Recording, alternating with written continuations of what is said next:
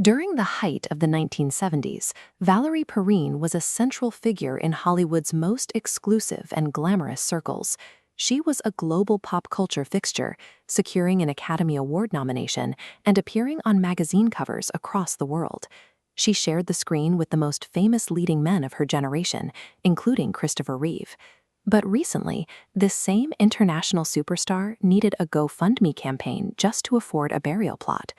How does an actress who anchored some of the highest-grossing films of her era reach the end of her life with completely exhausted finances? To understand her financial reality today, we have to map the unusual extremes of survival and sudden tragedy that defined her path to fame. Valerie's career began far from a Hollywood soundstage. She worked as a showgirl in Las Vegas, navigating the casino circuits of the late 1960s. Her time there ended abruptly when her fiancé accidentally shot himself, a sudden death that prompted her to leave Nevada for California. She moved to Los Angeles, quickly finding her way into the city's exclusive social circles.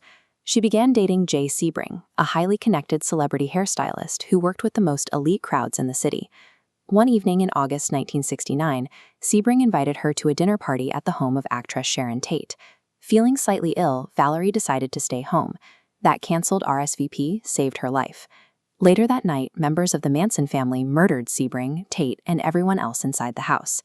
Before she ever booked a single acting role, Valerie's life was already defined by a razor-thin margin between survival and tragedy.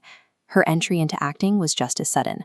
A talent agent spotted her at a Hollywood dinner party, and despite having zero acting experience, she was quickly cast in major studio films. She quickly built a reputation for breaking boundaries. In a 1973 PBS production called Steam Bath, she became the first woman to intentionally appear nude on American television. Her critical peak arrived the following year, starring opposite Dustin Hoffman as Honey Bruce in the dramatic biopic Lenny. The performance earned her the Best Actress Award at the Cannes Film Festival and an Academy Award nomination. She transitioned from critical favorite to mainstream icon, playing Lex Luthor's girlfriend, Eve Teschmacher, in the blockbuster Superman films alongside Gene Hackman.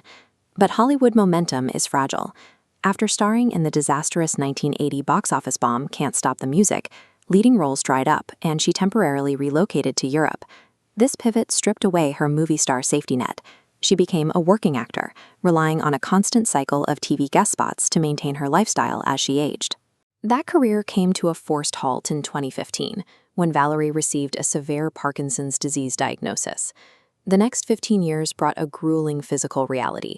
She lost her mobility, required dental implants after medication destroyed her teeth, and underwent deep brain stimulation. Deep brain stimulation is a surgical procedure that implants electrodes inside the brain to help block the irregular electrical signals that cause tremors. This graph illustrates her financial math during that time. As her acting residuals declined, her out-of-pocket medical costs grew exponentially. For Valerie, 15 years of medical bills effectively liquidated a career's worth of earnings, leaving her final wish for a burial plot in the hands of the fans who still remembered her. Despite her decline, Valerie maintained her spirit and bravely allowed documentary cameras to film her physical vulnerability to raise awareness for the disease. The GoFundMe wasn't an act of pity, but a final mobilization of fans to grant her wish to rest at Forest Lawn. Valerie's life began as a showgirl, reached the heights of the Oscars, and ended with the same defiance she brought to every role.